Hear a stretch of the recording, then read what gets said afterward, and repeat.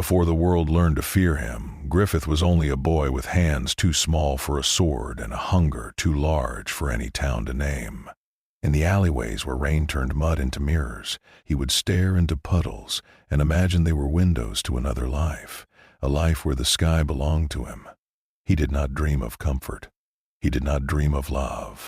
He dreamed of a kingdom, and the dream took root in him like a blessed infection.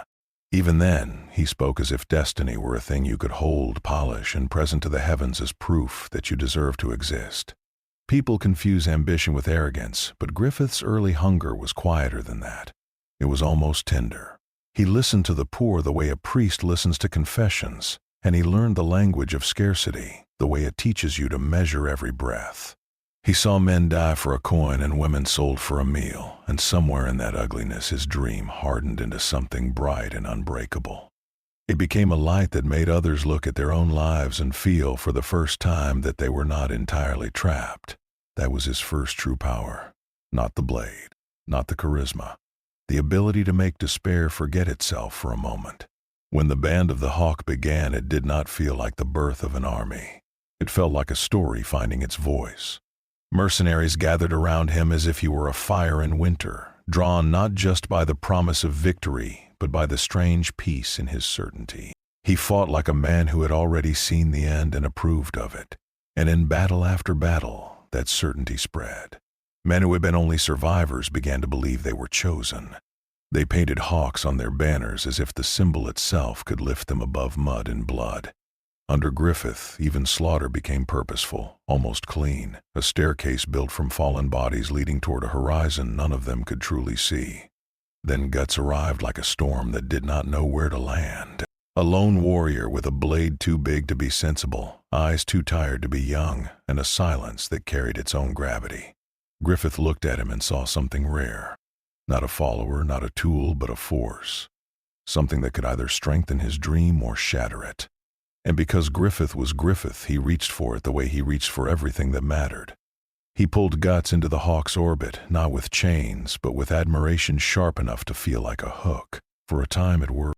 Guts became the sword that made Griffith's dream unstoppable, and Griffith became the star that gave Guts a reason to keep moving.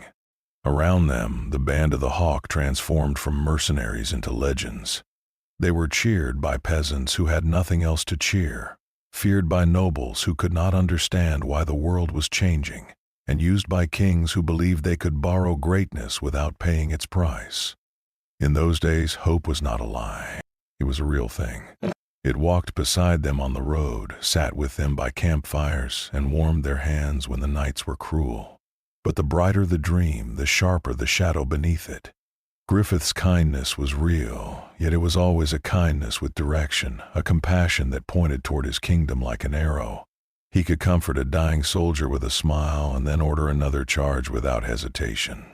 He could offer a broken boy purpose, and in doing so quietly claim the boy's entire life.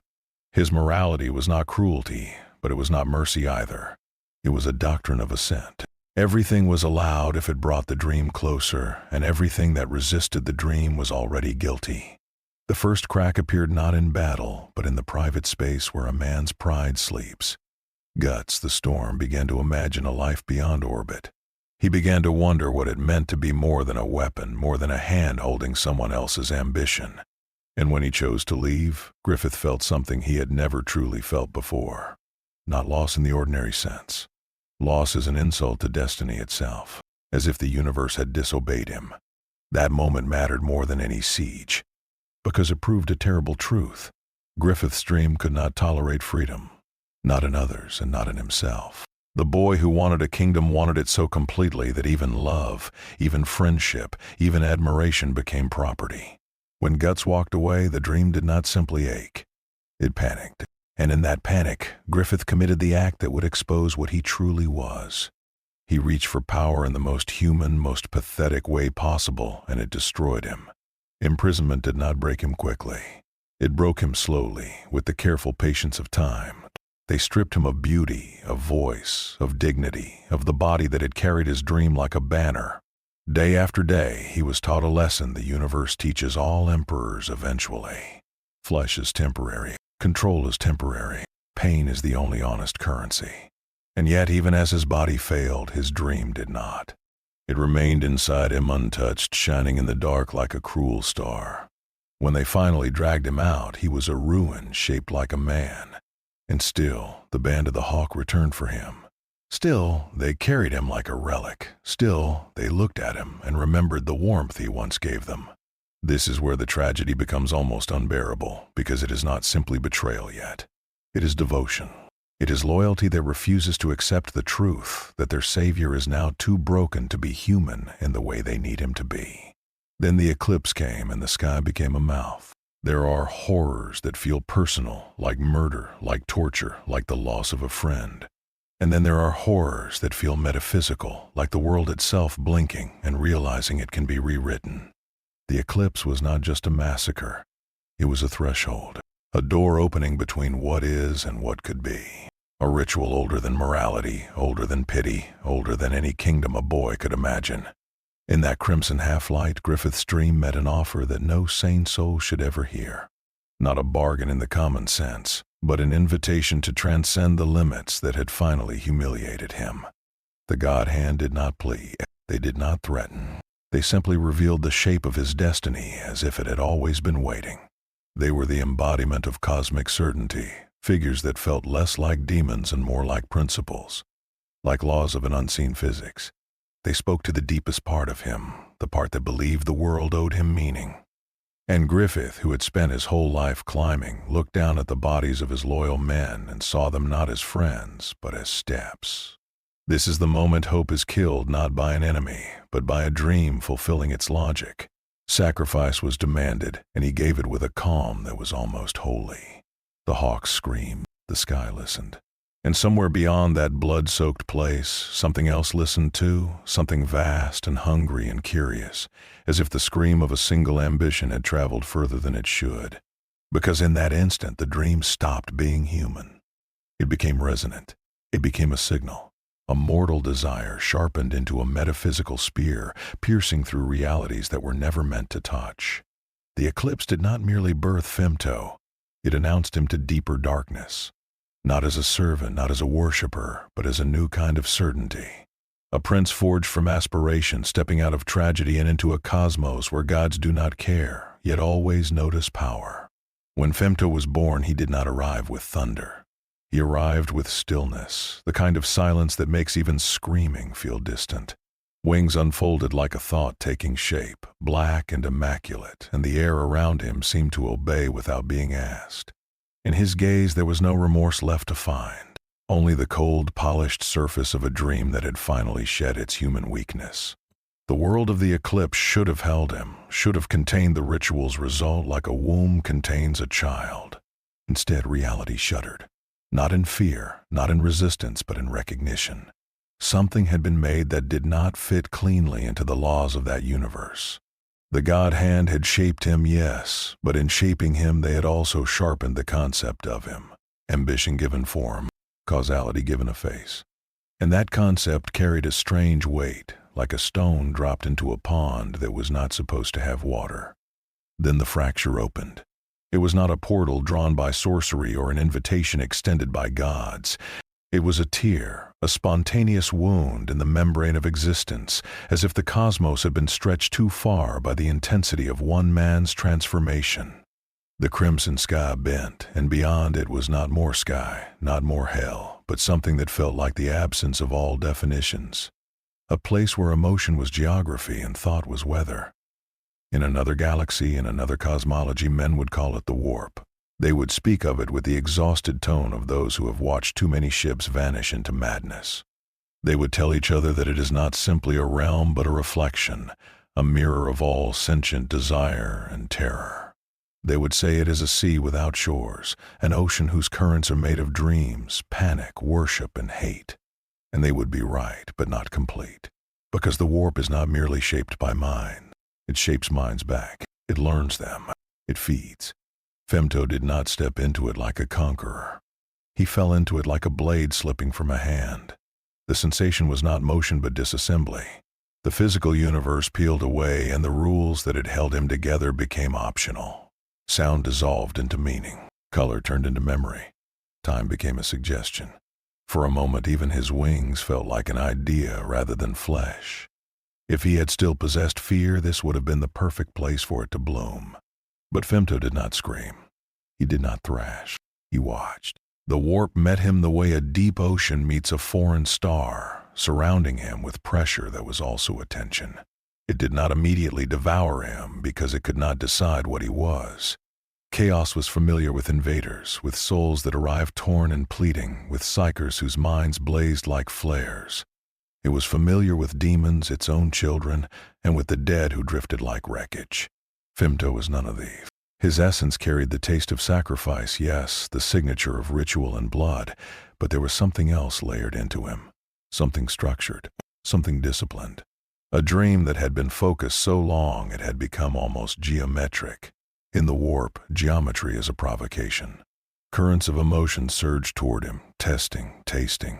Visions flickered across his perception like banners in a storm. Not images meant to comfort or tempt, but patterns meant to measure. He felt hunger, the raw appetite of things that live on sensation. He felt rage, a furnace that wanted everything to become battle. He felt despair, heavy as wet cloth, trying to drape itself over his shoulders and make him sink. He felt delight, sharp and intoxicating, like a kiss delivered with teeth.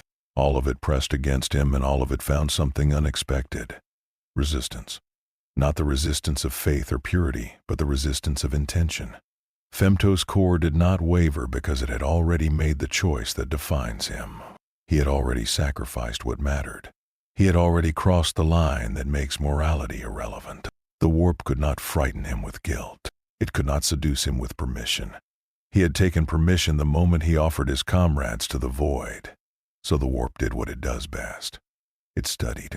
In the distance, shapes moved, not fully forming, like predators deciding whether the prey is worth the risk. The Immaterium is not a single mind, but it has moods that ripple across it like tides. And those tides began to shift. Somewhere, a demon laughed and then went quiet. Somewhere, a whispering chorus faltered, confused by a melody it could not harmonize with.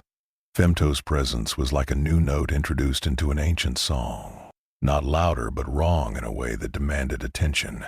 He drifted through storms of belief and ruins of nightmares, and the longer he drifted, the more he understood that this realm did not care about him personally. It cared about what he represented. The warp does not judge. It amplifies. It turns the inner life of civilizations into gods and monsters. And Femto, forged from a singular dream, was an anomaly because he did not come from a civilization's collective worship. He came from one man's perfected hunger. That difference mattered. Because in Warhammer's galaxy, even the mightiest champions of chaos are, in some sense, echoes. They are fed by billions of fears and prayers. Their power rises and falls with the emotional weather of species. Femto carried no such dependency. He was not built from the common noise of humanity. He was built from a focused sacrifice, concentrated like venom. The warp, in its infinite cruelty, respects concentration. For what felt like days but might have been a heartbeat, Femto floated through a region where the current slowed, as if even madness paused to look. The pressure of attention increased. He felt the distant gravity of vast presences, not approaching, not speaking, but shifting their regard toward him like mountains deciding to lean. The Immaterium had many inhabitants, but only a few could bend it by existing.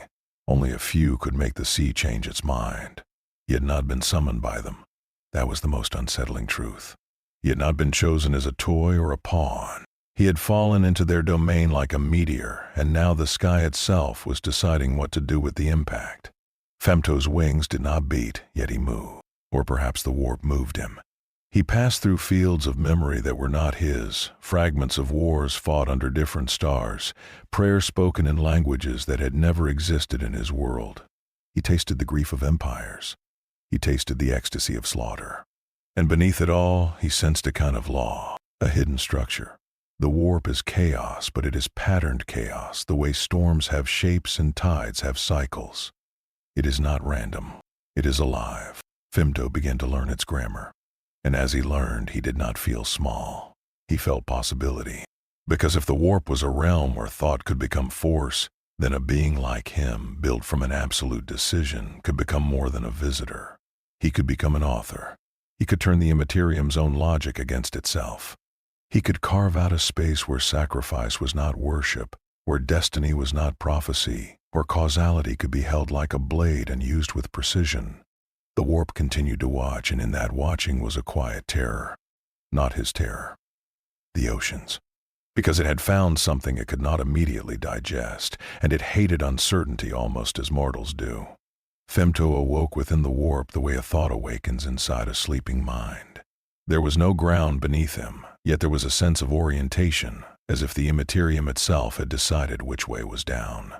Around him, colors moved like slow bruises across an endless sky. The air tasted of worship and rot, of incense and iron, of perfume and burning hair. Every breath was a story stolen from a trillion dying mouths. He did not see the gods at first. No throne loom, no divine face filled the horizon. The chaos gods do not always appear as bodies. They appear as pressure, as gravity, as inevitability. You know them the way you know a storm is coming before the first drop falls. Femto felt them in the tides of the warp, and the way demonic currents changed direction when he drifted near. He felt a tension like a blade hovering near his throat. Tzanch arrived as a pattern. A web of shifting symbols, a cascade of futures folding into one another like origami made from prophecy. In the ripples of the Immaterium, Femto saw eyes that were not eyes, watching him through the angles of possibility. The architect of fate did not speak in words. It spoke in coincidences, in sudden alignments, in the way a swarm of demons formed a spiral and then broke apart again, as if spelling a question. What are you? Slaanesh came as sensation, as a gentle warmth on the skin that promised to make every desire feel sacred. It was the smell of velvet and blood, the echo of laughter in a palace where no one ever ages. Femto felt it brush against his essence, tasting the perfection of his form, the aesthetic cruelty of his wings, the elegance of his transformation. Where other souls would have been caught, dangling on hooks of pleasure and shame, Femto offered nothing. His appetite had already been satisfied by the act that made him. He had devoured his own humanity. Slaanesh could not offer him a sweeter sin. Corn was simpler. Corn is always simple. A roar in the distance, the impact of an axe against bone, the rhythm of war drums, so deep they feel like the heartbeat of the universe. Femto felt anger surge near him, demons swelling like sharks drawn to blood. Corn sensed in him a violence more profound than slaughter, ambition without honor, domination without the honesty of rage. That offended the blood god, and yet it also intrigued him, because it was power stripped of pretense. Nurgle came last, not as decay, but as comfort. A heavy, wet kindness that tries to convince you to stop fighting, to let your struggle become compost. Femto felt the smell of gardens that bloom from corpses, the laughter of a grandfather who loves you too much to let you escape suffering. Nurgle sensed emptiness in Femto, a hollow where grief should have been, a missing infection. It reached out with rot and mercy, trying to fill that hollow, trying to make him part of its slow, eternal acceptance. Femto did not kneel. In the warp, kneeling is more than posture. It is metaphysics. It is agreement. It is surrender of authorship. The gods waited for it the way oceans wait for rivers to flow into them. They have consumed champions, saints, sorcerers, entire species. They are used to beings arriving in the Immaterium and immediately becoming hungry for meaning, desperate for an anchor. Femto offered no desperation. He offered only observation, as if he were a scholar studying a storm or a surgeon studying a disease. That made him dangerous, because the chaos gods are not threatened by hatred. They are hatred. They are not threatened by desire. They are desire. They are threatened by things that do not feed them, things that do not worship, things that do not participate. Indifference is poison in a realm built from emotion. Femto drifted through their tides without being claimed.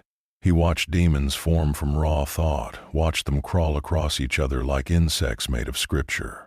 He saw warbands of damned souls sailing through the warp in ships that screamed, each vessel a coffin wrapped in arrogance. He saw planets reflected as bright wounds, their populations praying, dying, praying again. He saw the Astronomicon's distant lighthouse glow, a rigid beam of human defiance stabbing through madness like a spear. He listened to whispers that wanted to be worship. He listened to promises that wanted to be chains. He listened to threats that wanted to be invitations. And the more he listened, the more he understood the oldest secret of the warp. Everything here is hungry. Tsinch wanted to write him into a plot. Slaanesh wanted to taste him as an experience. Khorne wanted to break him as proof that nothing stands outside war. Nurgle wanted to cradle him as proof that everything eventually rots. Femto recognized those desires for what they were. Not gods offering truth, but forces trying to reduce him to their language. And Femto's entire existence was the refusal to be reduced. He began to test the Immaterium the way one tests a blade. He pushed a thought outward and watched how the warp responded. It bent. Not much, but enough. He pulled on a current of probability, and a minor demon dissolved, its form unknitting as if it had forgotten why it was angry. He focused on a single inevitability and felt the sea around him quiet, as if uncertainty itself had been ordered to stand down. The gods noticed, not with panic, not with surprise, but with the slow, cold attention of predators encountering a new kind of prey. The warp's tides grew heavier. More demons gathered at the edge of his perception. Some approached cautiously, others with sudden ferocity. A few simply watched, their mouths full of prayers that did not belong to any god. Femto remained serene. He did not bargain because bargaining implies equality, and he was not interested in equality. He did not worship because worship implies need, and he had already proven he could destroy need. He did not declare war because war implies passion, and he was beyond passion. He was beyond even hatred. He was purpose. In the quiet between demonic storms, he began to imagine a dominion that was not built from rage, pleasure, change, or decay. A dominion built from the thing that had made him. The dream. The ascent. The certainty that sacrifice is simply the cost of becoming. In a realm where gods are born from emotion, Femto began to understand he could become a fifth pole not by demanding worship, but by making inevitability feel beautiful. By making destiny itself seductive. By turning causality into an aesthetic, the perfection of outcome.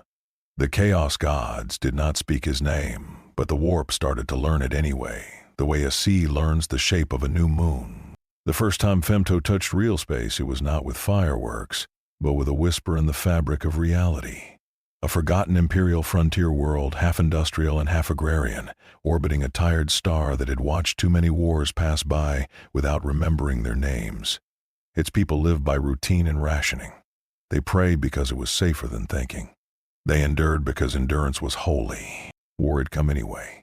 A chaos incursion clawed at the planet's edge like a wound reopening. Vox channels screamed with static prayers. PDF lines collapsed under impossible artillery. Cultists poured from Manufactorum ruins, chanting promises of liberation that sounded like laughter. The sky above the capital bruised purple as the war pressed close, and in the cathedrals the priests shouted litanies until their throats bled, trying to convince their god that their fear was devotion, not doubt. Then the warp split again, but differently. Not a jagged rift spilling demons like pus. This tear was clean, almost elegant, as if reality had been cut by a scalpel. From it descended a figure that did not burn with chaos's usual profanity. He did not arrive surrounded by screaming faces or rivers of gore. He arrived surrounded by an absence. The air seemed to hold its breath. Guardsmen saw wings, black against the bruised sky, and for a heartbeat they felt something they could not name. Not hope, not terror. Recognition, like a dream you forgot you had as a child. Some lowered their rifles without understanding why. Others raised them higher, hands shaking because instinct screamed that this was wrong in a way their catechisms had never prepared for. Femto landed without sound. Gravity shifted around him as if the planet itself wanted to present him politely to its inhabitants. Dust rose and then settled in perfect symmetry. The chaos forces charging through the streets faltered. Even the demons hesitated, their forms flickering like bad memories. They were used to mortals trembling. They were used to the Imperium resisting. They were used to fear feeding them.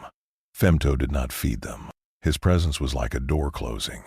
The first man to fire was brave or stupid, and the bolt round streaked toward Femto's chest with the bright certainty of Imperial manufacture. It never arrived. It bent in midair, the path of its fate rewritten, curving away like a comet diverted by an unseen star. The second and third rounds followed, each one gently persuaded into irrelevance. The shooter felt his faith wobble, not because his weapon failed, but because the universe had failed to behave correctly. Femto did not retaliate with spectacle.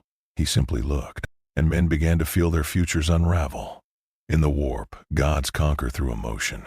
In real space, the Imperium survives through structure, through rules, through the brutal comfort of knowing what happens when you disobey. Femto attacked that comfort. He attacked the certainty of cause and effect. When a guardsman tried to run, his legs moved, but the distance did not change. He was trapped in the idea of fleeing, replaying the first step again and again, sweat beating on his brow as his mind slowly realized he was no longer in a world that respected effort. When a priest lifted his Aquila and shouted the Emperor's name, the words came out, but they felt hollow, like a prayer spoken in an empty room. He stared at his own lips, horrified, because the sound carried none of the weight it should have carried. Faith is partly belief, but it is also reinforcement, the universe echoing your conviction back at you. Femto stole the echo. He made devotion feel like talking to yourself. The Chaos Warlord leading the incursion tried to seize the moment. He bellowed challenges, promising skulls, promising offerings, promising that this winged thing would be dragged before the gods. He charged with a Chinax roaring, his armor painted with 100 massacres. The blade swung, and the air itself seemed to part in anticipation. Femto moved one hand barely. The warlord stopped mid-charge as if he had reached the end of his story. Not frozen by force, but paused by narrative. His muscles trembled, his Chanax revved uselessly, and his eyes widened with a childlike confusion. He had lived by violence, and in violence there is at least honesty. This was not violence. This was editing. He felt his own momentum remove from the world, and with it the meaning of his rage. Femto approached and placed a finger lightly against the warlord's forehead. The touch was gentle, intimate. Then the warlord collapsed into silence, his mind emptied, his soul peeled away as if it had been a page torn from a book. The corpse did not bleed. It simply became a husk, a punctuation mark at the end of a sentence Femto had decided was finished. Across the city, nightmares began to spread through sleep. Guardsmen who survived the first hour reported the same dream. A vast sky filled with black feathers, a kingdom made of white stone and red banners. A throne that was not built but destined. They woke with tears on their cheeks, not from fear, but from longing. They could not explain it to their comrades without sounding insane, and the inability to explain became its own infection. When men cannot maim what threatens them, their minds begin to create myths to hold the shape of it. The Imperium tried to respond the way it always responds. With orders. With more guns. Basilisk artillery shells screamed overhead, and the ground shook with the familiar relief of firepower. Femto lifted his gaze, and the shells fell not on him but on empty streets, their trajectories curving as if the future itself had been redirected. One shell struck a cultist mob, annihilating them, and for a moment the defenders cheered. Then they realized the implication. Their own artillery had become his instrument. On the edge of the battlefield, demons that had been clawing their way into reality began to fade, confused. The warp's influence wavered not because the Emperor intervened, not because wards held, but because Femto's presence created a stillness that the Immaterium could not easily penetrate. The demons snarled and retreated into the tier they had come from, as if the sea had sensed a deeper predator swimming beneath it. The planet did not burn. It did not explode. It did not become a shrine of skulls or a garden of rot. It fell in a quieter way, in the way a man falls asleep and never wakes. Administratum records became contradictory. Vox messages looped, repeating the same pleas for reinforcement as if time had begun to stutter. A supply convoy arrived and found the streets intact, the buildings standing, the sky calm. But no one answered. Not a single voice. Not a single prayer. Only the sound of wind moving through abandoned banners. The Imperium would later call it a tragedy, a world lost, a name crossed out in red ink. But the deeper horror was this. The world had not been destroyed. It had been rewritten into inevitability. And somewhere in the silence, black wings folded like the closing of a book. Chaos warbands are not subtle. They do not approach a new power with patience. They approach the way moths approach flame, convinced that brightness means belonging.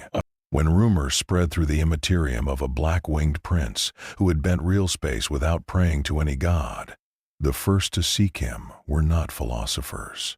They were devotees, marauders with spiked helms and cracked scripture carved into their skin, sorcerers whose eyes dripped warp light, champions who believed that any throne must be claimed in the name of one of the four. They found Femto not by map, but by obsession. The warp guides the hungry. A war band devoted to Slaanesh arrived first, drifting through the Immaterium in a ship that moaned like an ecstatic choir. They brought offerings, not just slaves and narcotic incense, but art, relics, trophies polished until they gleamed.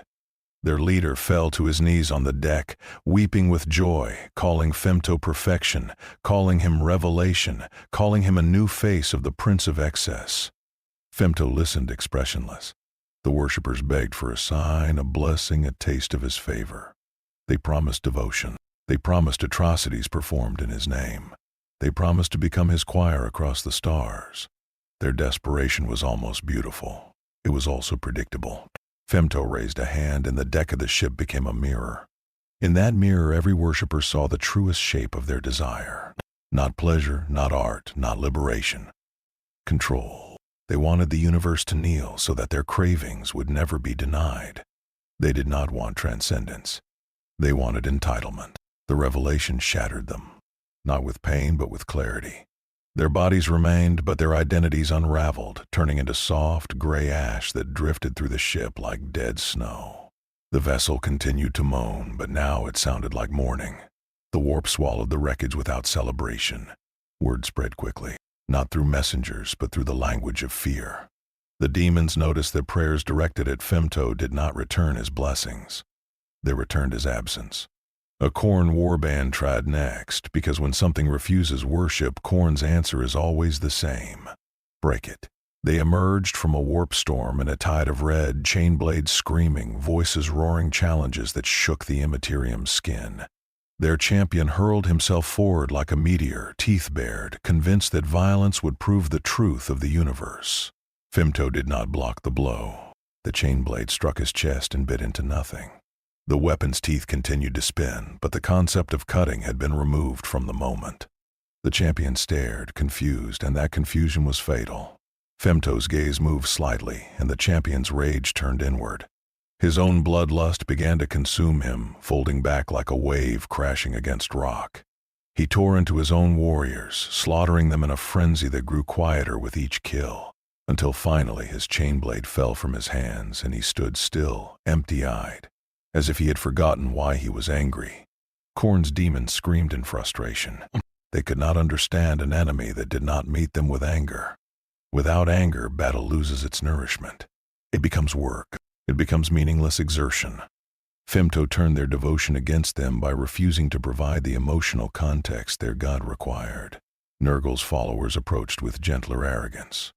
Plague Marines, bells tolling, bodies swollen with decay that they wore like honor. They offered Femto eternity. They offered him acceptance. They promised that even the emptiness inside him could be filled with the warm rod of belonging.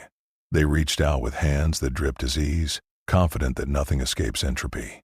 Femto let the rod touch him.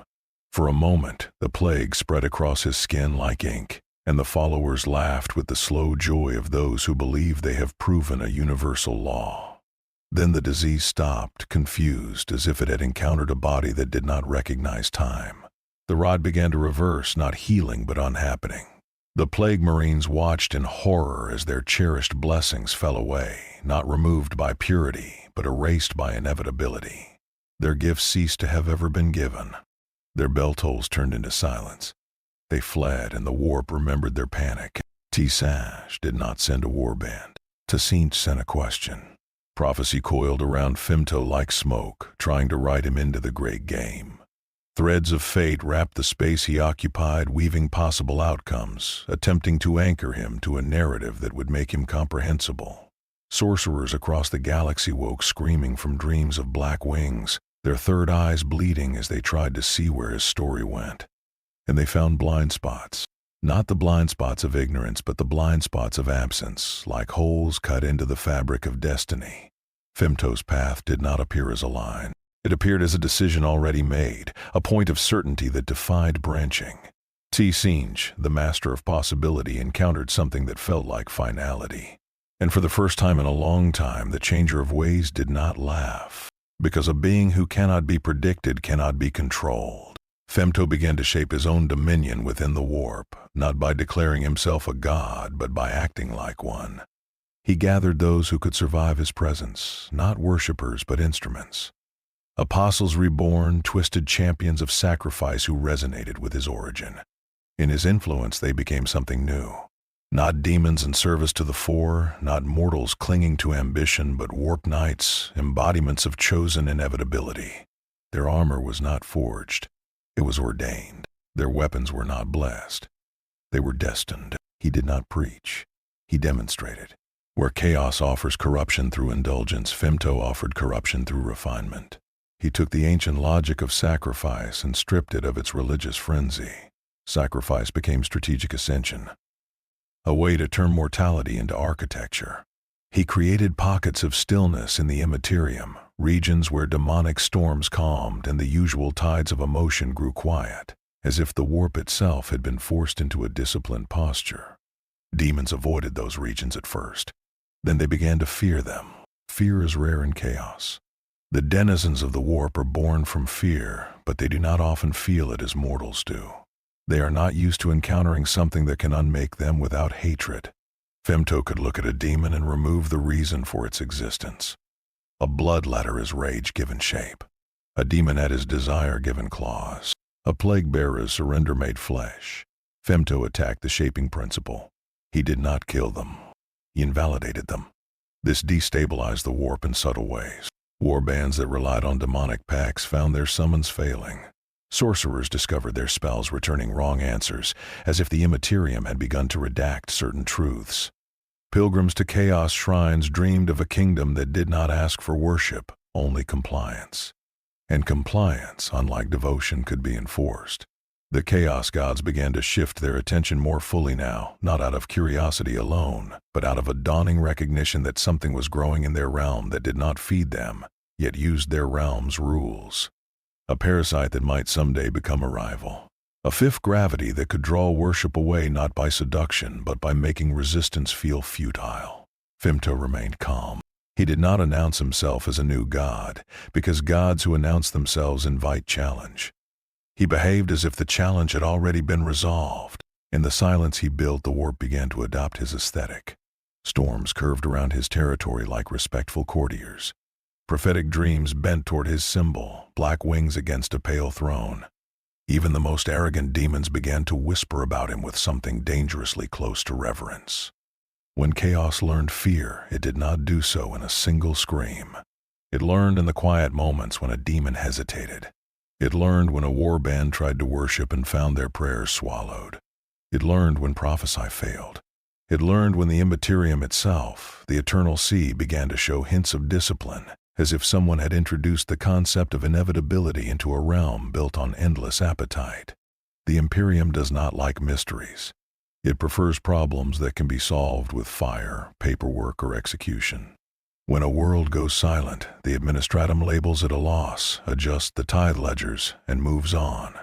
When a dozen worlds go silent in patterns that do not resemble invasion, the Imperium begins to itch. It started with astropaths. Sensitive souls trained to scream their thoughts through the warp like flares, suddenly reporting stretches of unnatural calm. Not safety, not clarity. Calm like a void in the middle of a storm, calm that made their minds tremble because it felt wrong. They described regions where the warp did not churn, where emotions did not echo back, where the Immaterium seemed to hold its breath. Some called it a blessing. Most called it a trap. Then came the navigators. Third-eyed nobles who guide ships through madness by instinct and inherited mutation, who can taste the warp's currents the way sailors taste wind. They began to refuse certain routes. Their eyes bled when they tried to look into those still zones. They described them as black mirrors, as holes punched into the sea of souls, as places where even the Astronomican's light seemed to thin. The Inquisition took notice. The Ordo Malleus, accustomed to demons and cults, classified the phenomenon as a possible new heresy. The Ordo Hereticus suspected hidden psyker networks. The Ordo Xenos whispered about alien interference. At first they argued. Then the arguments ended because arguments are luxuries, and the Imperium's only real religion is survival. Kill teams were dispatched to investigate vanished crusades, missing pilgrim fleets, and planets that had stopped paying their tithes not by rebellion but by absence. They found cities intact, manufactorums idle, cathedrals empty. They found meals half-eaten on tables, vox sets still humming with static hymns. They found no bodies, no signs of evacuation. Only the sense that life had been gently removed, as if plucked from the world like feathers. The reports disturbed even hardened inquisitors, because the Imperium knows what chaos does. Chaos leaves mess. Chaos leaves blasphemy and ruin. Chaos is loud. This was quiet, and quiet implies intention. Grey Knights were deployed. The Emperor's demon hunters, gene-forged and mind-walled, trained to withstand horrors that make ordinary men eat their own tongues. They arrived on one afflicted world during a minor incursion, expecting to banish demons, purge cultists, and seal a warp rift. Instead, they encountered a battlefield where demons recoiled, where reality behaved strangely, where the warp itself seemed hesitant to touch the ground. They sensed him, not with eyes, but with the psychic instinct that tells them when something has stepped out of the Immaterium. The presence was sharp, controlled, untainted by the familiar stench of the Four. They attempted the rites of banishment, the sacred words carved into their souls by discipline and pain. The words echoed and then vanished, as if swallowed by a void that refused to resonate. The Grey Knights discovered a terrifying possibility. Something in this enemy was immune to the logic of exorcism. Demons can be banished because they are made of warp stuff, bound by names and symbols. The Grey Knights do not simply fight them. They deny them. They force them to remember they are not real enough to remain. But this black-winged presence did not feel like a demon. It felt like a concept made sharp, a destiny with a spine. When one Grey Knight tried to focus his will to assault the presence psychically, he experienced a vision not of corruption but of order. A kingdom. A perfect outcome already decided. The vision was not seductive like Slanesh, not maddening like Tzeentch. It was calming, and that calm terrified him because calm is how you convince someone to stop resisting. In the aftermath, the Inquisition held councils in sealed chambers where incense masked fear and Servoskuls recorded every syllable. They debated classifications. New heresy labels were proposed and discarded. Some argued it must be a chaos splinter, a weapon created by the gods. Others argued it might be a new Xenos psychic phenomenon. A few whispered the most dangerous idea, that it might be something outside their theology entirely. A warp entity that did not serve the Four, yet operated within the warp's domain. Eventually, the Imperium did what it always does when faced with the unnameable. It named it the Black-Winged Heresy, a designation not just for a being but for an entire category of fear. It allowed officials to speak about it in reports, to organize purges, to draw borders around the unknown. And then, as if the name itself were an act of containment, they began to erase it. Entire sectors were redacted from star charts. Records vanished into vaults sealed with inquisitorial sigils. Captains who asked questions were reassigned to suicidal crusades. Astropaths who dreamed too vividly were executed for their own safety.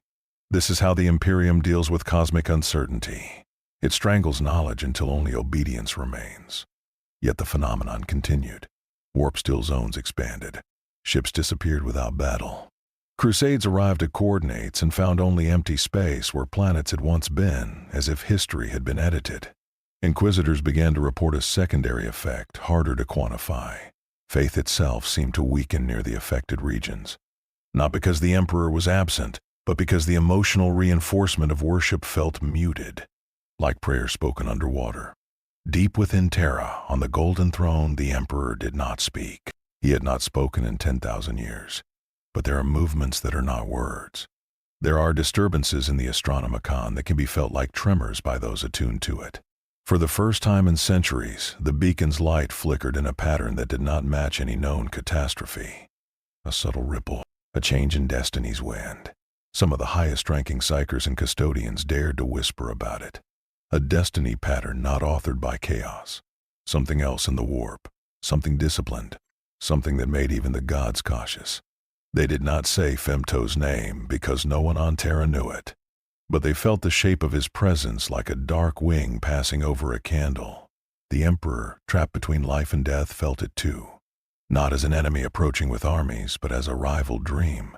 The Imperium's dream is unity through suffering, order through sacrifice, survival through endless war. It is an old dream now, cracked and bleeding, sustained by inertia and worship. Femto's dream was newer, sharper, less burdened by a million compromises. And in the warp, dreams are power. The black-winged heresy was no longer a rumor. It was a new axis of fear. And the Imperium, for all its dogmatic certainty, could not decide whether it was witnessing the birth of a new chaos god or the arrival of something worse. A god that did not need believers to win. There are places in the warp where reality echoes itself, where great psychic structures cast reflections like mountains casting shadows. The Astronomicon is one of those structures. Not merely a beacon, but a wound of light, a constant scream of human will that has burned for millennia. It is a lighthouse, yes, but also a monument to endurance. It stains the Immaterium with purpose. Femto approached its echo realm with the calm of a man walking into a cathedral he intends to own. He did not arrive in a ship. He did not need one. He projected himself through causality, stepping across the boundary between thought and matter as if it were only a curtain. The warp around the Astronomicon was violent because so many souls depended on it. Countless prayers, fears, hopes, and failures flowed toward Terra's light. It was a river of emotion so vast it could birth demons in its foam. Femto moved through it without being swept away, cutting a line of stillness through the current like a blade through water. At the center of the Echo Realm he perceived the Emperor, not as a corpse on a throne, not as a figure of golden bone. In the warp, the Emperor was a presence, enormous and fractured, a sun trapped in a cage of its own necessity. There was suffering there, yes, but also a terrifying discipline. The Emperor's mind was not one voice. It was a choir of burdens. A billion sacrifices held in place by sheer will. Femto did not bow. He did not attack either. Because what would an attack mean here? To battle the Emperor in the Immaterium is to battle the accumulated belief of mankind. To clash with an idea that has been fed by 10,000 years of worship and fear. Even chaos has learned caution around Terra's light. Femto was not reckless. He was precise. Instead, the confrontation began the way true confrontations begin, with visions. The Emperor's presence touched Femto's essence like a hand testing a blade's edge. In response, Femto offered nothing but his truth, and truth in the warp becomes image. The Emperor saw a boy in the mud staring into puddles as if they were windows. He saw a child with a fragile body and an impossible dream, refusing to accept the smallness the world tried to assign him. He saw the band of the Hawk laughing around a campfire, their faces warm with belief. He saw loyalty, friendship, hope.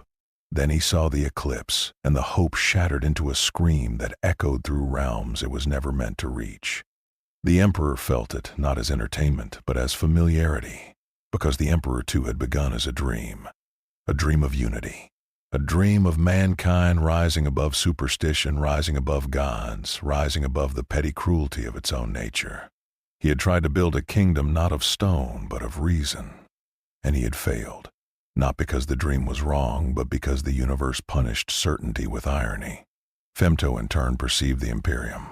He saw hive cities stacked like tombs, billions of lives spent as fuel for machinery and war. He saw children learning prayers before they learned their own names.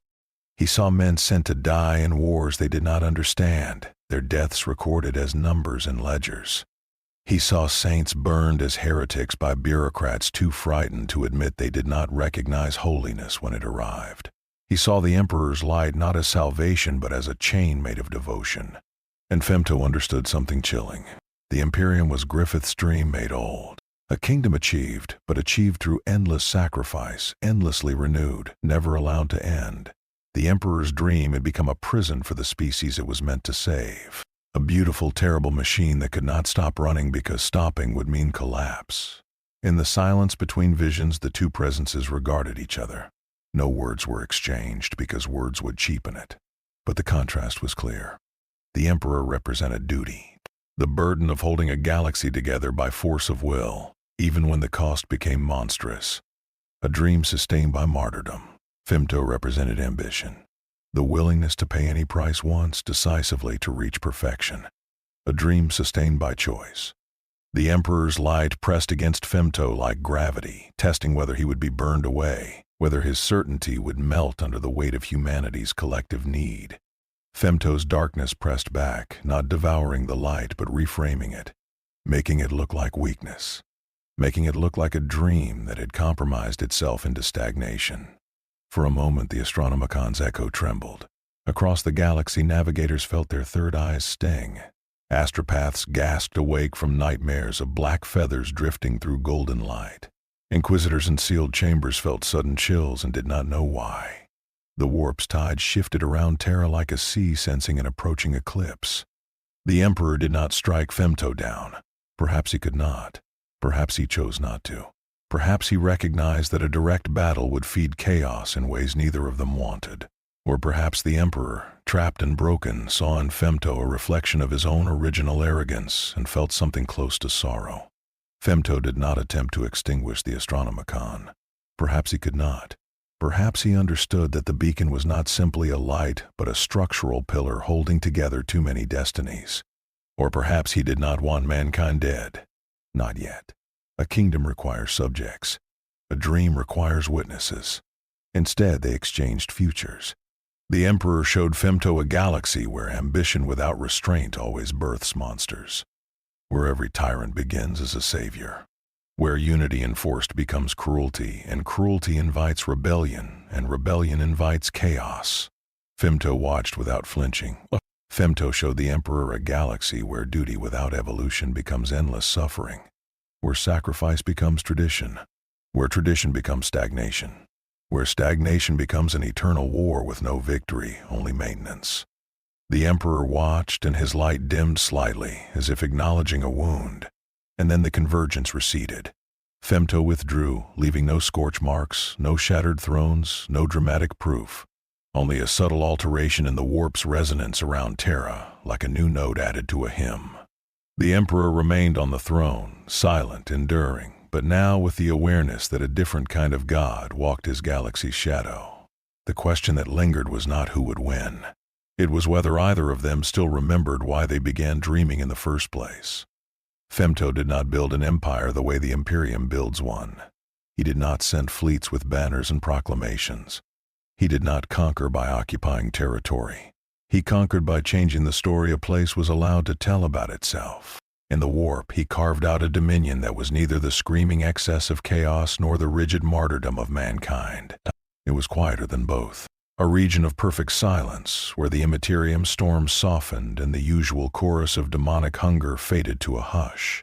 Travelers who brushed its edge described a sensation like stepping into a vast cathedral after leaving a battlefield. The air felt heavier, more controlled, as if thought itself had been disciplined. Within that dominion, Femto's servants multiplied. Apostles and work knights moved through the Immaterium like black comets, not to spread worship, but to install inevitability. They targeted crossroads of fate, places where crusades might turn, where rebellions might ignite, where chaos might feed. They did not always destroy. Often they merely adjusted. A ship's navigator dreams the wrong route. A commander receives a message too late. A saint dies before inspiring a sector. A cult leader vanishes before the ritual is complete. Small edits, precise cuts. The kind that do not look like conquest until you realize the pattern is everywhere. Entire crusades vanished into causality loops. An Imperial fleet would launch with hymnals and torpedoes, confident in the righteousness of its mission, only to find itself repeating the same sequence of warp jumps, arriving again and again at the same dead star. Each time with fewer supplies, each time with more paranoia, until the crews began to turn on each other. The Imperium would later classify these as navigational failures, as the usual tragedy of the warp. But the survivors who returned, if any returned, spoke of black wings glimpsed in the void and of a calm voice in their dreams promising that resistance was simply a form of delay. Worlds fell quietly, not in firestorms, not in demon tides, but in an eerie serenity. Administratum clerks on distant planets woke one morning unable to remember their own planet's name. Ecclesiarchy priests found their sermons losing their power, their congregations staring at them with polite emptiness. The people did not revolt. They simply stopped caring. And in the Imperium, apathy is more lethal than rebellion, because rebellion can be crushed. Apathy is rot in the foundation. Rumors spread among Xenos, heretics, and saints. Eldar Farseers sensed a new gravity in the skein of fate, a presence that did not scream like chaos but pulled threads with refined cruelty. Some saw it as a threat greater than the Four, because it was not bound by the excesses that make chaos predictable. Drukhari raiders, always eager for sensation, found their captives dreaming not of pain but of a kingdom that would make pain irrelevant, and the idea unsettled them more than any blade. Even orcs, creatures of pure instinct, found certain battlefields becoming strangely unfun, their joy dampened by a calm that made warfare feel like marching in circles. Among heretics, the name changed in whispers. Not the black-winged heresy, that was an Imperial label. They called him the Hawk Ascendant, the Prince of the Unwritten, the Lord of the Quiet Outcome. Each name was an attempt to make him comprehensible, and each attempt failed, because comprehension implies that you can imagine resistance. Femto did not demand temples. He did not demand cults. Yet inevitably, cults formed anyway, because mortals cannot endure the unknown without giving it ritual. Those cults did not chant for pleasure or rage or decay or change. They chanted for certainty. They offered sacrifices not to be rewarded but to be placed correctly in the story. They wanted their lives to have an outcome that mattered. This was Femto's most elegant corruption. He did not tempt people to abandon morality for gratification. He tempted them to abandon morality for purpose. And purpose in a galaxy as cruel as Warhammer's is the rarest narcotic of all. The Chaos Gods watched this with mounting unease. The Imperium watched it with bureaucratic terror. Neither could fully grasp the shape of what was happening because both were trapped by their own frameworks. Chaos thinks in hunger. The Imperium thinks in dogma. Femto thought in design. In his hidden dominion, the warp began to reflect that design more clearly. Storms curved into spirals like wings. Demonic hosts found their migrations disrupted. Prophecies began to include blank pages, sections of destiny that could not be read, only felt. The Immaterium, always hungry, began to learn a new appetite, an appetite for inevitability. And somewhere in that calm, Femto watched the galaxy the way a king watches a map.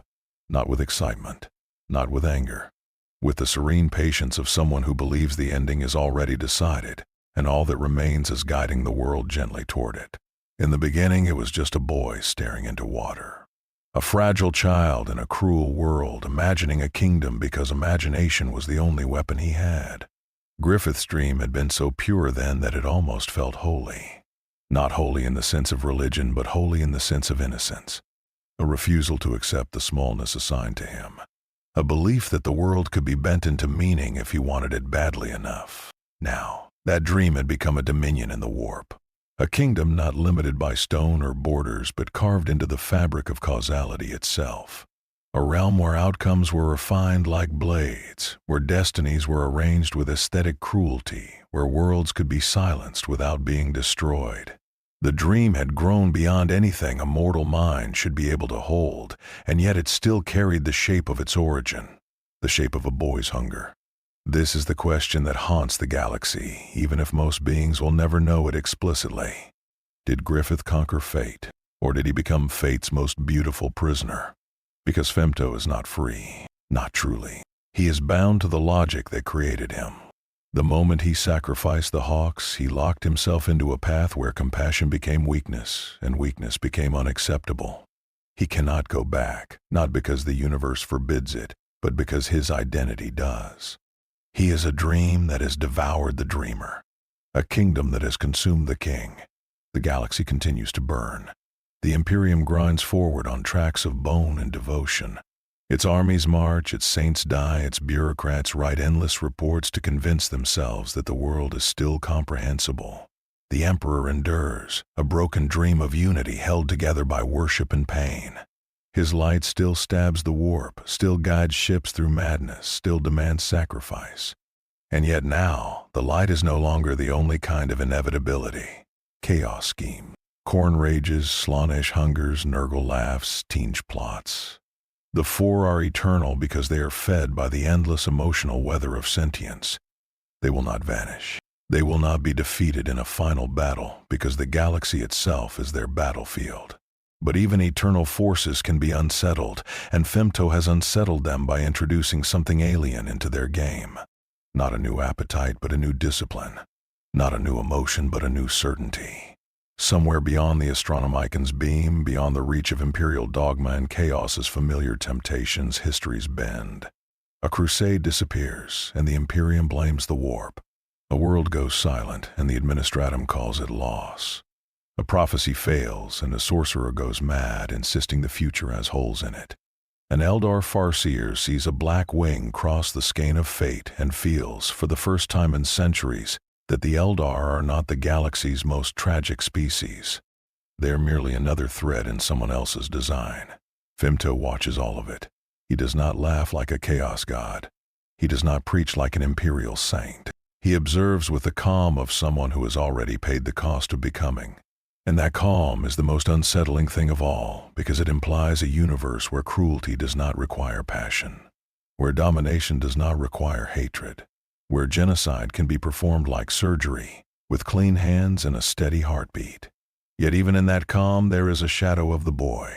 Not a regret, not an apology, but a faint echo, like the memory of warmth on skin after the fire has gone out.